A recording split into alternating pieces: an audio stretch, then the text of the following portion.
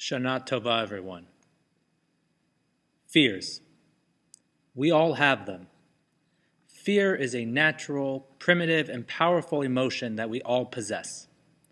Fear in and of itself is a survival tactic, a feeling that we have when we think or assume a harmful outcome is going to occur. The emotion of fear is something that I am personally having to grapple with since I have a young daughter who is starting to understand more of the world around her and the scary and bad things that can happen. At this point in her life, her fears mimic those of many children. She has fears of the dark, of bugs, of spiders, and recently, as we found out this summer, a fear of major window-rattling thunderstorms. Each time that she is overcome with fear, it is April and my job to assure her that things will be okay. We assure her that there is no bug in the room, or if there is, it is not going to hurt her. We assure her that the storm will pass and it will be quiet again. And we affirm for her that even though it might be dark and she cannot see us, that we are right there in the other room, sitting on the couch or in our bedroom asleep. It is our job as parents to make her feel safe. Yet sometimes words are not enough to squash her fears. There are occasions, as my fellow parents can attest to, that the only remedy to calm a scared child is to hold them and make sure they know they are safe. A simple act of a hug, snuggle, or cuddle has the ability to almost wash away the fear. During one of our most recent storms, while holding Aria, I was thinking about some of my fears as a child. I shared Aria's fear of the dark. I also, from a young age, had a fear about death and dying, and that fear persisted into my adulthood. However, perhaps my most vivid fear-inducing experience occurred when I was a young day camper back in St. Louis. I was at the Elks Lodge where we had our swim lessons, and I remember standing inside the pool holding on to the ledge while laughing with friends, and then suddenly I slipped. I tried to get my balance, but I could not hold on, and I ended up going underwater. I flailed around and could see and feel the water getting in my nose and my mouth. The droplets of water that were filled with chlorine and chemicals were aggravating my eyes. I felt like I could not breathe. After what seemed like an eternity, someone helped me and got me to the side of the pool where I was able to catch my breath. That moment left me with a miniature scar for a long time. I did not want to swim or get back in the pool, and when I finally decided to try swimming again, I had to wear one of those goggles that covered my eyes and my nose. Based on my experiences like the one that I just shared, I thought I knew what fear was. I thought having lived through those small episodes taught me about true fear. It wasn't until after college, when I worked in a public school, that I realized I knew nothing of true fear. It was a Monday, and I was with my students, and we started to have a conversation about fear as it related to trying something new. We were discussing how the thought of failing can lead us to be afraid to try a new skill or take advantage of an opportunity. I then asked my students what were some of their fears. One student said, "I fear walking down the streets and worrying that someone is going to look at me differently because of my skin." Another chimed in, "I fear that my older brother is going to get pulled over and not know how to talk to the cop." And the last one that I will share is, "I worry that I'm not going to get out of my neighborhood alive, like my friend's older brother." After hearing all of these and others that I did not share with you today, I became ashamed of the fears I had at their age compared to their daily struggles. My fears at their age were worrying that I would not be successful, that I wouldn't get into the college I wanted, or that my parents might not see me walk down the aisle to get married because they had passed away.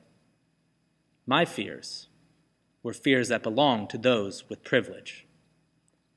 I realized my fears were rather trivial compared to the larger context of the world, and that I was never thinking about the struggles outside of my own immediate sphere of influence. I was worried about career in college. My students in our communities of color, at a disproportionate rate as compared with white America, have to be more concerned with issues like getting home alive after a jog in the neighborhood, worried about getting access to quality food for their families, or getting a fair and equal chance at a job. Our communities of color are hurting and struggling, and have not been treated as they deserve. These communities are more impoverished and have not been given a fair chance at the American dream. And we see this in evidence put out in various studies and reports written by our government. Blacks represent 20.8% of Americans living in poverty.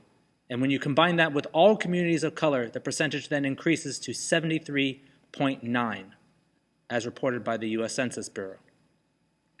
Home ownership for Black Americans is only at 43%, as compared to whites who own homes at a rate of 73%. We can see these discrepancies also in the justice system, where Black Americans comprise 33% of the sentenced adults incarcerated, whereas they only make up 13% of the entire adult population in the United States. I could go on with more statistics to highlight this, but the truth is we all know this to be true even without a sermon filled with facts and statistics. We can simply look at our TV news stories or headlines and know this to be true. We know communities of color have lacked the resources for school and youth programs that more well-funded districts benefit from. They have lacked the same economic opportunities at a disproportionate rate as compared to others. And the sad reality is that young people of color might not get these opportunities because their life is cut short, and unfortunately at times cut short by people who are meant to protect them and their communities. The truth is there are people of color who are missing out on the inalienable rights of this country, missing out on being viewed as equal, missing out on life, liberty, and pursuit of happiness. They are lacking the chance for advancement and the joy of living a truly free life. This is occurring in our country simply because a person has a different shade of skin or because of the block they grew up on.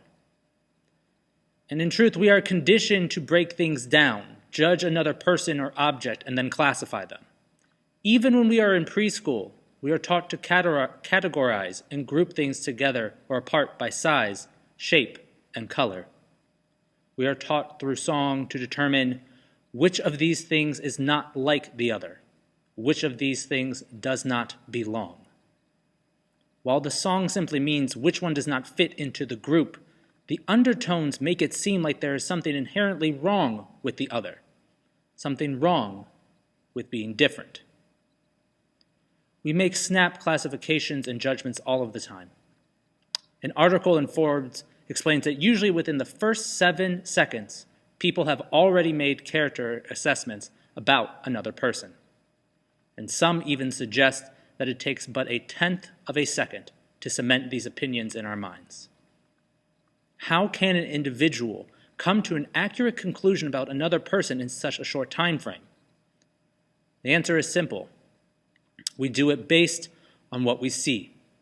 And we then take that information and judge it based on our own preconceived notions which can often be wrong. In that moment, we have the internal dialogue in our head about the other person. Do they look well groomed and put together? Are their clothes new, clean, by a designer that I know? Or are they wearing knockoffs? Do they seem to be acting in a particular manner that makes me feel uncomfortable? Do their actions appear sketchy?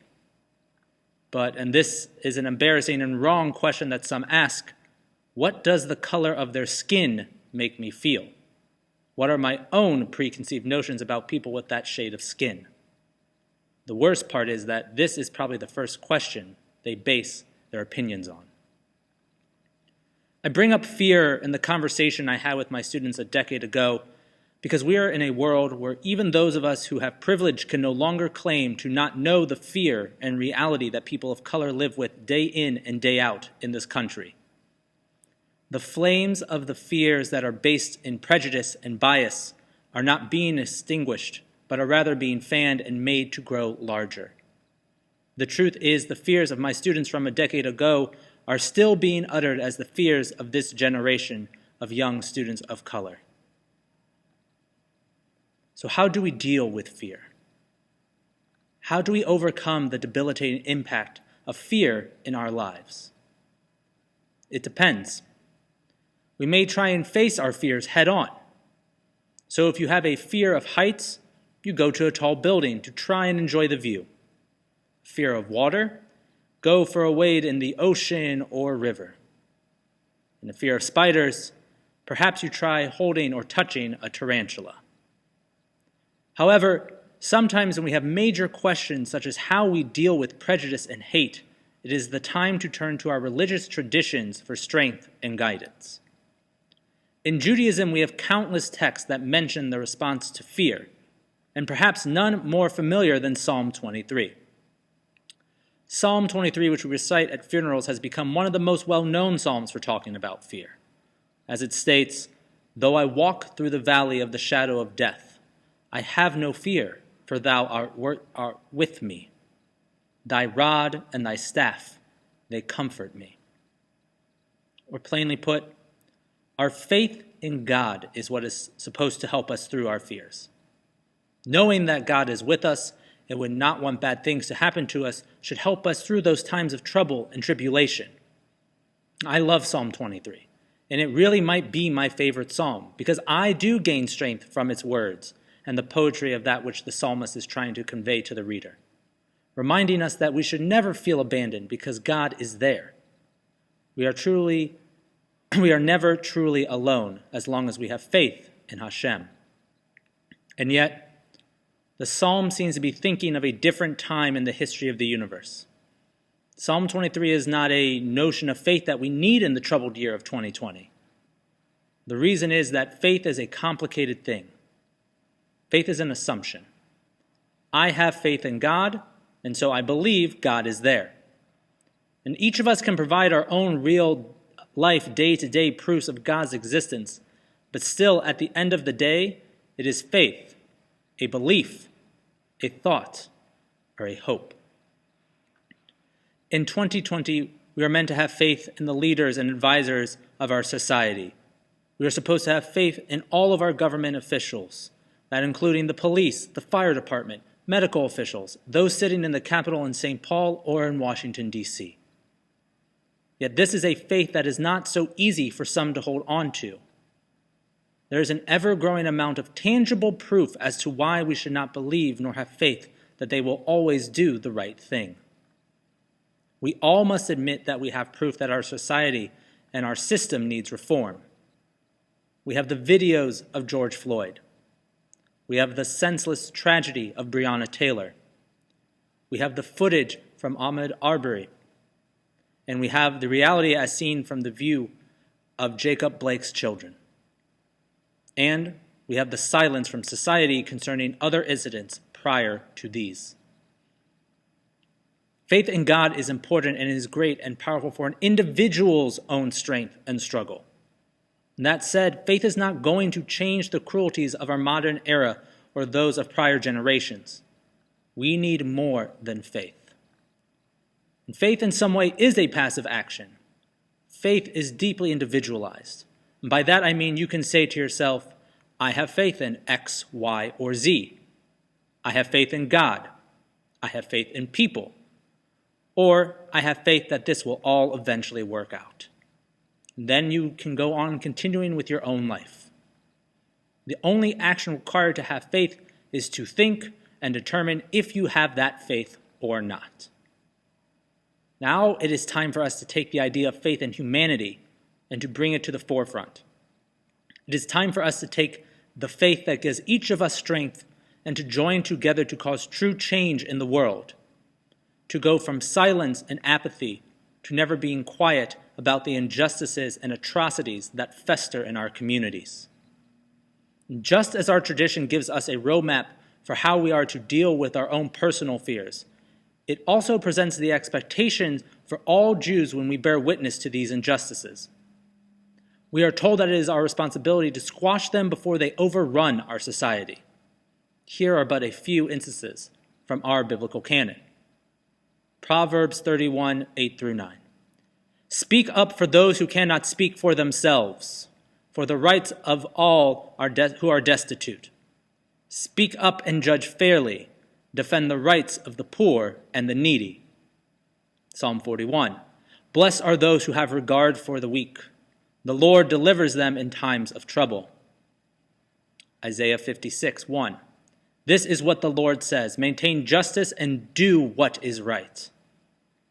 Amos. But let justice roll on like a river, righteousness like a never-failing stream. And Zechariah. This is what the Lord on high said. Administer true justice, show mercy and compassion to one another. The beauty of our texts and traditions is that it helps us find real answers when difficult questions arise. The texts that I just shared are our answer. It is time to seek justice, bring out the righteousness of the world, and uplift the oppressed and downtrodden. As Jews, these are our societal chiyuv, or obligations. In truth, we should be doing this just because we are human beings, and not because our religion demands it. We are all God's creation. Think back to the creation story. Adam and Eve each had their own individual creation moment, separate from one another. The other creations, the birds, the land animals, and so on and so forth, are each created in a group, in their own sort of category. Yet humans are different. The tradition says that the Torah is teaching us in that moment that every single human being has value. Every single one of us is unique and one of God's children. And just as we learn each of us is valued, so too do we learn that each of us holds a piece of the divine within us, as we are all created in God's image. This means we need to bring godliness back into the world through our actions, and then we will be able to tear down the walls of fear and rebuild the pillars of faith in humanity. That is what I am calling for us to do this coming year. I am calling for all of us to tap into the divine spark in each of us and enact the change that we need. We need to become a stronger social justice advocate. We need to serve as a divine agent to call for a change to the way in which people of color are treated, and we need reform in our societal view. Today, I am committing to doing more to put an end to racism and hate on every level. My question to you is, will you join me in making the same commitment? This is a burden that is upon all of us. If we tolerate any sort of injustice against anyone, then we are a passive participant furthering the larger problem. We can no longer say that this issue will handle itself and believe that our silence will cause a shift in the view of others. We can no longer talk about it behind closed doors with our friends and remain silent. Our silence will simply lead to more biased opinions and injustices occurring in the streets, now and for years to come. Silence in and of itself is part of the racist system that we are trying to overcome.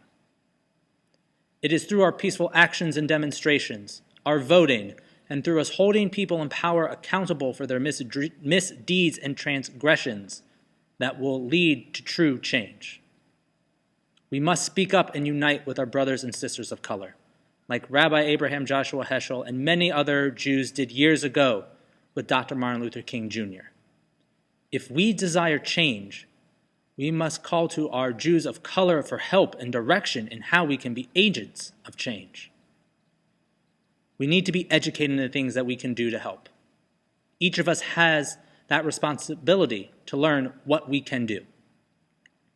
I personally have turned to an article entitled 103 Things White People Can Do for Social Justice.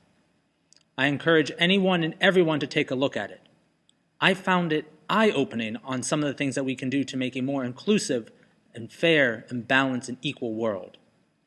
There is something each of us could do on a political front, a home front, and also on an economic front. If you desire to get involved politically, you can find your state's stance on no-knock warrants, the type that led to Breonna Taylor's murder. And if they are allowed in your state, write to your state representatives and make sure that they ban no-knock warrants.